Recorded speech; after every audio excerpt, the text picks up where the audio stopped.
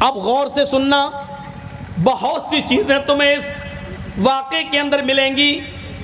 حضرت عمر فاروق اپنے چند لوگوں کو لے کر جب نکلتے ہیں، پہلے یہودیوں کی بستی پڑے گی، اس کے بعد عیسائیوں کی بستی پڑے گی۔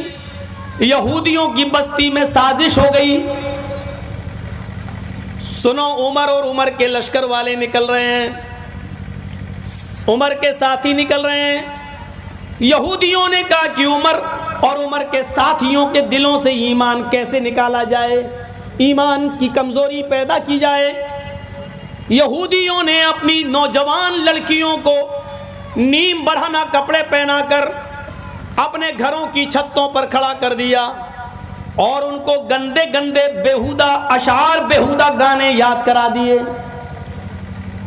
اور یہ حکم دے دیا کہ میری بیٹیوں، عمر اور عمر کے ساتھی جب یہاں سے نکلیں گے تم اوپر چھتوں سے یہ اشعار پڑھنا، یہ محبت بھرے شعر پڑھنا، ان کو اپنے دامن میں آنے کی دعوت دینا۔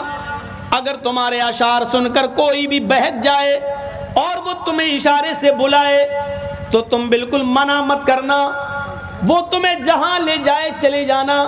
اور اگر کسی ایک عمر کے ساتھی نے اگر تمہارے ساتھ منہ کالا کر دیا تو ہم سمجھیں گے کہ تم عمر کے ساتھیوں کے دلوں سے ایمان نکلوانے میں کامیاب ہو گئی ہو۔ یہی سب سے بڑی سازش ہوتی ہے، یہی، اور معاف کیجئے گا یہی سازش آپ کے جلسے بھی اس سے محفوظ نہیں رہے۔ جا کر دیکھ لو، میلہ لگا ہے، اور دیکھ لو آپ کی جوان جوان لڑکیاں چوڑیاں خرید رہی ہیں، جلسوں میں بھی لپسٹک لگا لگا کے آئی ہیں، کریم اور پاؤڈر تھوپ کر آئی ہیں۔ یہ ہنسنے کا نہیں، رونے کا مقام ہے، کیونکہ یہ کوئی اور نہیں ہے، ہماری بیٹیاں اور ہماری بہنیں ہیں۔ بس اتنا کہہ دینا کافی ہے۔ آگے چلیے، حضرت عمر فاروق کے ایک جاسوس نے خبر دی، امیر المومنین یہ پلاننگ ہو چکی ہے، آپ راستہ بدل دیجیے۔ حضرت عمر نے تمام صحابہ کو اکٹھا کیا اور فرمایا کہ لوگوں، یہ پلاننگ ہو چکی ہے، کیا کیا جائے؟ سارے ساتھی کہنے لگے کہ راستہ بدل دو۔ حضرت عمر نے کہا نہیں، راستہ نہیں بدلوں گا، وہ ہمارے دلوں سے ایمان نکالنا چاہتے ہیں، ہم انہیں اپنی ایمان کی مضبوطی دکھانا چاہتے ہیں۔ سبحان اللہ، سبحان اللہ۔ اب ہم اسی راستے سے گزریں گے۔ تمہارے قرآن نے حکم دیا ہے، قل للمؤمنین یغضوا من ابصارہم ویحفظوا فروجہم۔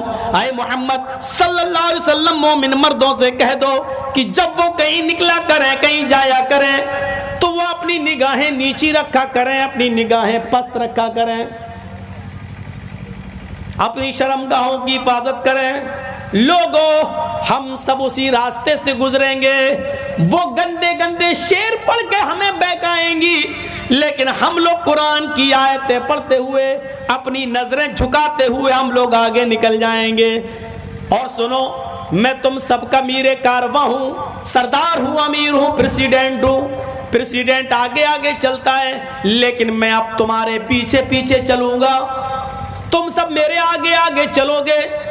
میں یہ دیکھوں گا کہ دیکھیں وہ لڑکیاں اشعار پڑھ رہی ہیں، میں یہ دیکھوں گا کہ کسی کی نظر اوپر ان لڑکیوں کی طرف تو نہیں اٹھ رہی ہے۔ اگر میرے کسی ساتھی کی نظر چھت پر کھڑی ہوئی کسی لڑکی کی اوپر پڑ گئی تو عمر کی تلوار اس کی گردن کی اوپر پڑ جائے گی۔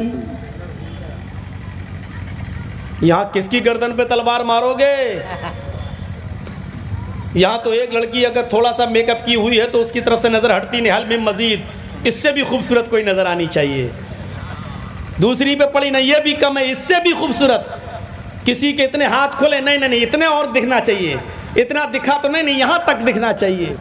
حل میں مزید کی آواز اٹھتی ہے کہ اور دکھو اور دکھو۔ لڑکیاں جتنے کم کپڑے پہنتی جا رہی ہیں، نوجوانوں کی طرف سے آواز اٹھتی، حل میں مزید، یہ بھی زیادہ ہے، اور کم اور کم اور کم۔ اور ایک بات بتا دوں، پہچان بتا دوں آپ کو، جس لڑکی کے جسم پر جتنا کم کپڑا ہوگا، سمجھ لو کہ وہ اتنے ہی بڑے باپ کی بیٹی ہے۔ یہ بہت بڑی پہچان بتا دی آپ کو. جس لڑکی کے جسم پر جتنا کم کپڑا ہوگا سمجھ لینا کہ اس کا باپ اتنا ہی امیر ہوگا. یہ امیر باپ کی بگڑی ہوئی بیٹیاں ہوتی ہیں, اور وہ امیر, اس کو میں امیر نہیں مانتا. دولت کا خزانہ ہے تیرے پاس, لیکن تیری دولت مولوی جرجیز کے پیروں کے جوتے کے نیچے. میں نہیں سمجھتا.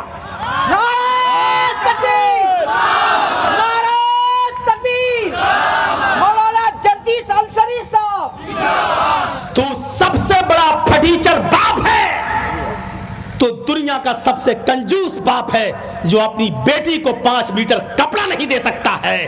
تجھ سے بڑا کنجوس کوئی ہے ہی نہیں اس دنیا میں. کاہے کا امیر؟ کس بات کا امیر؟ جو اپنی بیٹی کے جسم کو نہ چھپا سکے. بہت کچھ کہہ دیا میں نے. سمجھدار را اشارہ کافی است, سمجھداروں کے لیے اشارہ کافی ہے. حضرت عمر نے تلوار نکالی, گزرو, قافلہ چلنے لگا, یہودی کی بستی آ گئی. امیر المومنین یہودی کی بستی سے گزرنے لگے, ساتھی آگے آگے, عمر پیچھے پیچھے. وہ مکان بھی آ گئے جن پر لڑکیاں کھڑی ہیں یہودیوں کی. گانے گانا شروع, ترانے شروع, نرم و نازک آواز, لب و لہجے میں, سریلی آواز میں عشقی اشعار شروع. جیسی جیسے امیر المومنین کے ساتھی آگے بڑھتے گئے, ان کی بھی آواز شروع ہوتی گئی, نظریں نیچی جاتی گئیں. اور جب ان گھروں سے گزرے تو امیر المومنین نے کہا ابدؤ, تم قرآن کی آیت پڑھنا شروع کر دو, اور اتنی زور سے پڑھو کہ تمہاری آواز پر ان کی آواز مغلوب ہو جائے, تمہاری آواز غالب آ جائے. حضرت عمر فاروق کے ساتھی زور زور سے پڑھنے لگے, قل للمؤمنین یغضوا من ابصارہم ویحفظوا فروجہم. ان گھروں سے گزرتے جا رہے ہیں, کہتے جا رہے ہیں کہ او میری قوم کی بیٹیوں, او میری قوم کی بچیوں, تم مجھے اپنے پاس بلا رہی ہو, میں تمہارے پاس کیسے آ جاؤں؟ ہمارے قرآن نے ہمیں حکم دیا ہے, ہمارے رب نے ہمیں حکم دیا ہے کہ لوگوں, ہائے مردوں, ہائے مسلمانوں, جب بھی تم زمین پر چلو, سڑک پہ چلو, بازاروں میں چلو, گلیوں میں چلو, اپنی نگاہیں نیچی رکھو, اپنی شرمگاہوں کی حفاظت کرو. او میری بیٹیوں, میری بہنوں, میں تمہاری طرف نظر اٹھا کے نہیں دیکھ سکتا, اس لیے کہ ہماری اسلام کی اجازت نہیں, ہمارے نبی کی اجازت نہیں, ہمارے قرآن کی اجازت نہیں. جب وہ تھوڑی اور دور آگے بڑھے تو انہوں نے کہا میری بیٹیوں, میری بہنوں, میں تمہیں بھی پیغام دیتا ہوں, ہمارے قرآن نے, ہمارے اسلام نے تمہیں بھی نصیحت کی ہے. قل للمؤمنات یغضضن من ابصارہن ویحفظن فروجہن ولا یبدین زینتہن. او میری بیٹیوں, میری بہنوں, جب بھی تم بھی کہیں نکلو تو اپنی نگاہیں تم بھی نیچی رکھا کرو, اپنی شرمگاہوں کی حفاظت کرو, اور جو میک اپ, جو بناؤ سنگار تم نے کیا ہے, یہ غیر مردوں کے سامنے ظاہر نہ کیا کرو. ہمارے قرآن نے تمہیں بھی یہی حکم دیا ہے. یہ کہتے گئے اور آگے بڑھتے گئے ان بچیوں کی طرف, اور یہودیوں کی ان لڑکیوں کی طرف انہوں نے نظریں اٹھا کر نہیں دیکھا.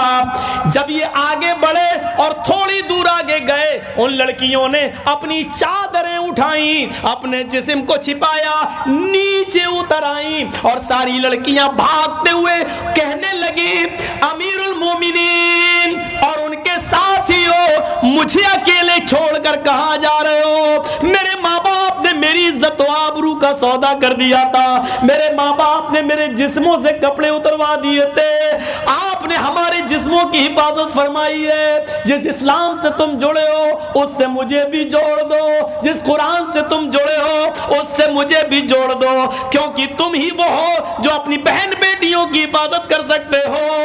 امیر المومنین اور ان کے ساتھیوں, مجھے اپنی زوجیت میں لے لو, مجھے اپنی بیوی بنا لو, میں بھی اسلام سے جڑنا چاہتی ہوں, تم سے تمہارے ساتھیوں سے نکاح کرنا چاہتی ہوں. حضرت عمر نے پیچھے پلٹ کر دیکھا, سر سے پیر تک چھپی ہوئی ان تمام لڑکیوں کو کلمہ پڑھایا, پھر فرمایا بیٹیوں, میری قوم کی بچیوں, میں یروشلم سے جب واپس آؤں گا تو تم تمام لڑکیوں کے نکاح کا انتظام کراؤں گا, تم سب کے رشتے جڑواؤں گا اور تمہیں اسلام پر عمل کرنے کی پوری پوری اجازت دوں گا.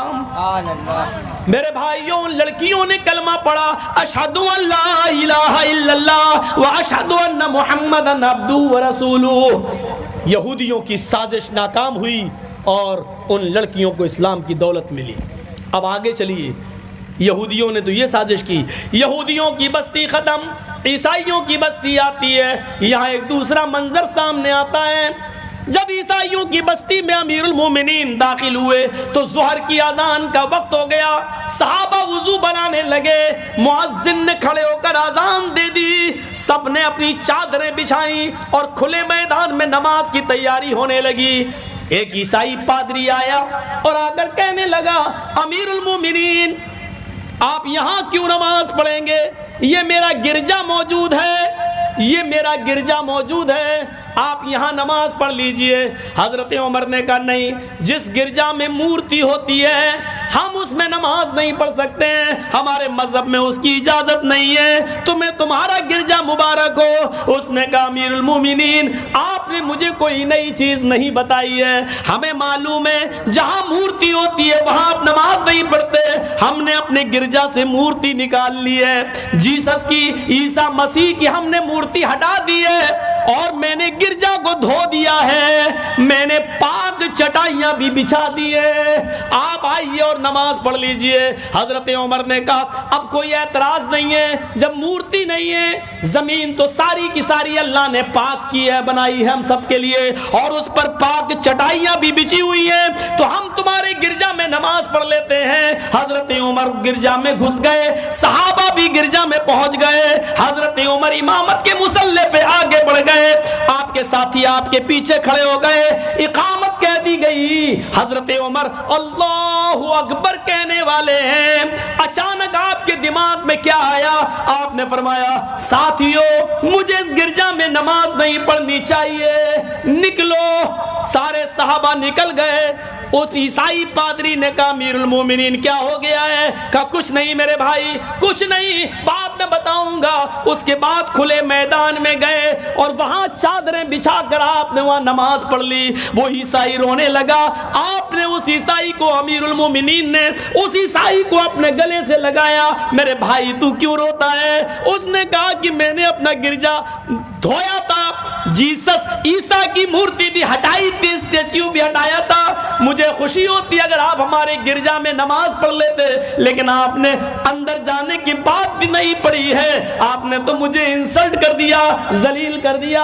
حضرت عمر نے فرمایا نہیں, میں نے تمہیں ذلیل نہیں کیا بلکہ میں نے تمہارے گرجا کی حفاظت کی, میں نے تمہارے گرجا کی حفاظت کی ہے, کیونکہ میں امیر المومنین ہوں. مجھے یہ ڈر لگا اگر آج میں نے کہیں تمہارے گرجا میں نماز پڑھ دی تو میرے انتقال کے بعد میں آنے والے مسلمان کہیں تمہارے گرجا پر مندر مسجد ہونے کا دعویٰ نہ کر دیں, کہیں یہ نہ کہیں کہ اس میں عمر نے نماز پڑھی تھی, یہ پہلے مسجد تھی, تمہارے گرجا کو کہیں گرا نہ دے. تمہیں بھی اپنے مذہب کے مطابق عبادت کرنے کا پورا حق ہے. اگر تمہارا گرجا گرایا گیا اور اس جگہ پر اگر مسجد بنائی گئی تو اس سے بڑا کالا دن ہمارے لیے کوئی نہیں ہوگا. ہم نے تمہارے عزت کو دھویا نہیں, ہم نے تمہیں ذلیل نہیں کیا بلکہ تمہارے گرجا کی حفاظت کی ہے, کیونکہ میں اس شہر کا, پورے عرب کا میں امیر المومنین ہوں, اس لیے میری ذمہ داری ہے کہ اقلیتوں کے اور جن کی سنکھیا کم ہے ان کی عبادت گاہوں کی حفاظت میں کروں. نعرہ تکبیر، عظمت صحابہ. عظمت مصطفیٰ، نعرہ تکبیر۔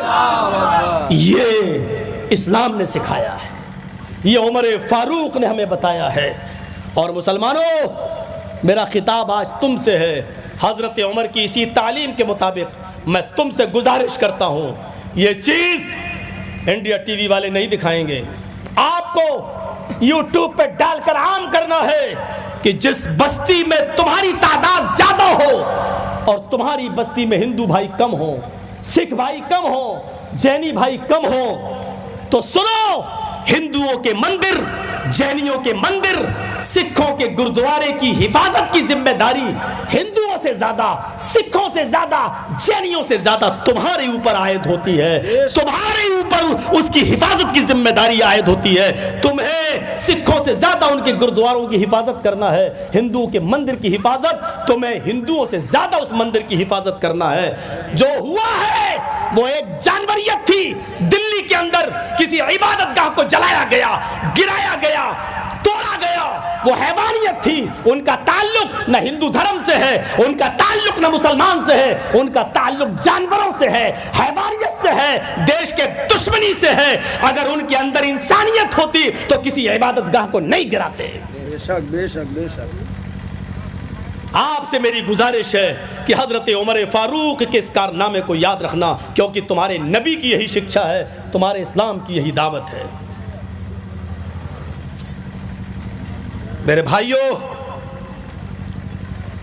اب سنیے آگے والی بات، بڑی گرم ہے چائے، کوئی بات نہیں، گرم اس لیے لائی گئی تاکہ گلا ٹھیک رہے۔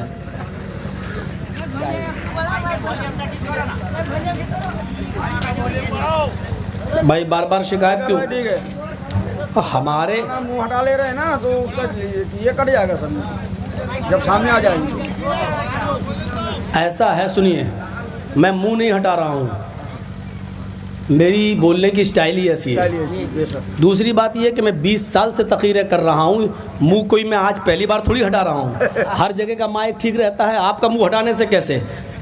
یہ تو آپ کے مائک میں کمی ہے، مائک تو وہ ہوتا کہ ایسے کروں تب بھی آواز جائے، ایسے کروں تب بھی آواز جائے۔ اگر صاحب صاحب ہوتے یہ مائک میں نہیں پڑتے۔ اب کوئی چپکا کے اب اس کو چما لے کے تو نہیں کر سکتا ہوں نا، ایسے ہوں بولوں تو کیا فائدہ ہوگا؟ رہنے دیے۔ تو میرے بھائیوں، ہماری اس بات کو ذرا یاد رکھیے گا، یہ پیار، دوسروں کی عبادت گاہوں کی حفاظت بھی اسلام سکھاتا ہے، اسلام۔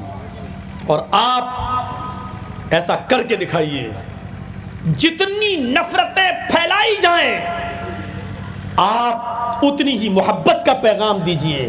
یہ فیکٹ ہے، یہ حقیقت ہے، یہ دشمن بھی جانتے ہیں کہ نفرت کبھی محبت سے جیت نہیں سکتی، نفرت کبھی محبت سے جیت نہیں سکتی۔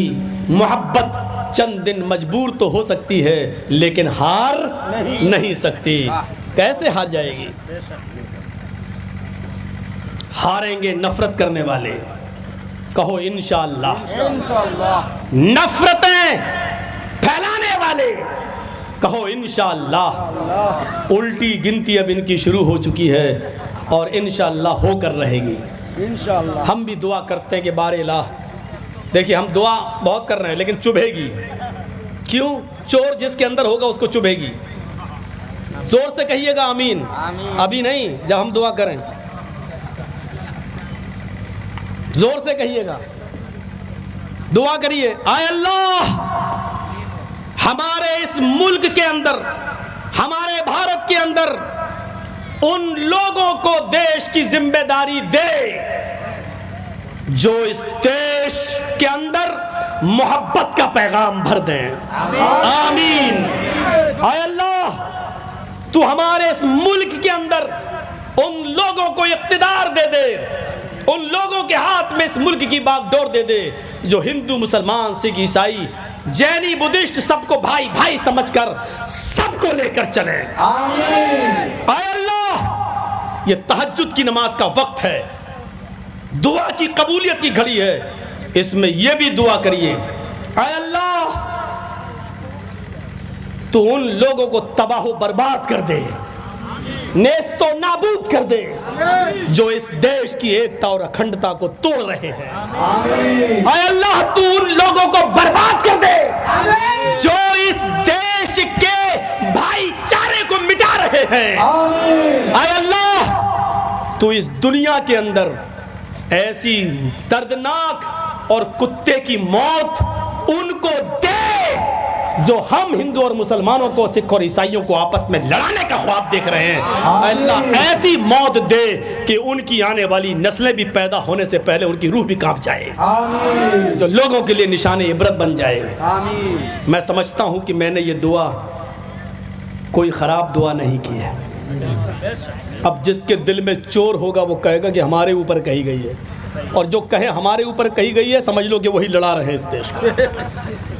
سمجھ لینا کہ وہی اس دیش کو لڑا رہے ہیں, وہی اس دیش کو نقصان پہنچانا چاہتے ہیں. ہم سے ہمارا دیش مت چھینو. میں آپ سے والہانہ امید کرتا ہوں. اب سنیے آگے.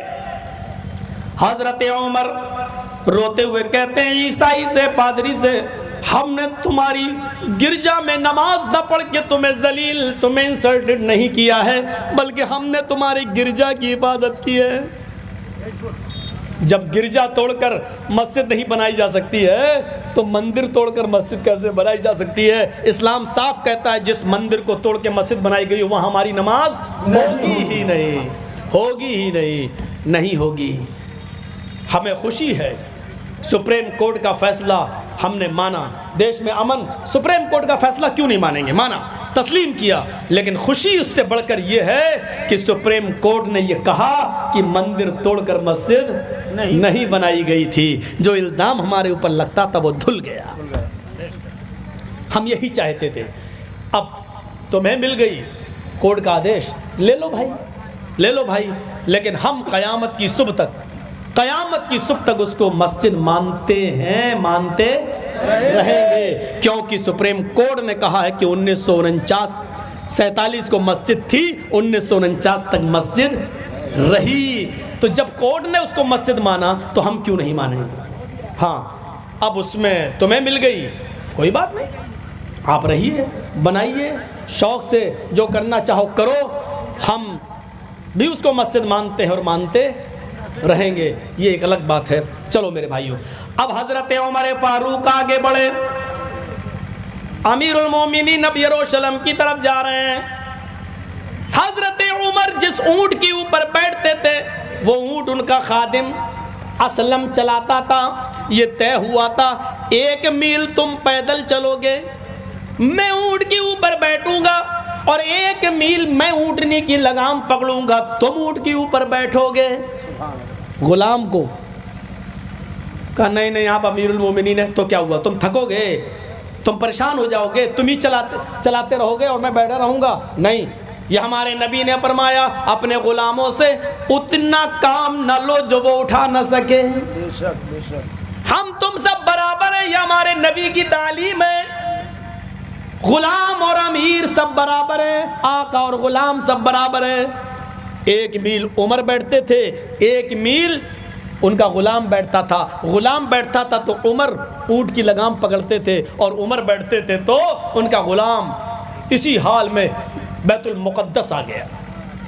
بیت المقدس اور بیت المقدس پر یروشلم کے اندر تمام یہودی اور عیسائی کھڑے ہیں. آج عمر کو دیکھنا چاہتے ہیں کہ کون ہے مسلمانوں کا قائد, کون ہے مسلمانوں کا لیڈر, کون ہے اسلام کا ہیرو. آج دیکھیں کون ہے جس نے چپے چپے پر اسلام کا جھنڈا لہرا دیا. وہ دیکھنا چاہتے تھے, لائن میں کھڑے ہیں, دیکھنا چاہتے ہیں. لیکن اتفاق دیکھیے, جب یروشلم آیا, بیت المقدس آیا, 1 میل رہ گیا. حضرت عمر فاروق کی اونٹ سے اترنے کی باری آ گئی اور لگام پکڑنے کی باری آ گئی, اور ان کے غلام کو اونٹ پر بیٹھنے کی باری آ گئی. الٹا. اب حضرت عمر نے کہا آہاں روکو. غلام کہتا ہے چپ بیٹھ, 1 میل لے چلوں گا میں. حضرت عمر نے کہا اونٹ روکو. غلام کہتا ہے امیر المومنین آپ لگام پکڑیں گے میں بیٹھوں گا, لوگ کیا کہیں گے, آپ کی عزت کا جنازہ نکل جائے گا. حضرت عمر نے کہا اگر میں اونٹ کے اوپر بیٹھا رہا اور تو لگام پکڑا رہا تو اسلام کا جنازہ نکل جائے گا. سبحان اللہ. میری عزت کا جنازہ نکلتا ہے تو نکل جانے دے, اسلام کا جنازہ نہ نکلنے پائے. روک. اس نے کہا نہیں روکوں گا. امیر المومنین آپ بیٹھے رہیے, آپ امیر ہیں, آپ اس حال میں. حضرت عمر کود گئے. ہٹ ہٹ چل چل, میرا حکم ہے, چل بیٹھ اوپر.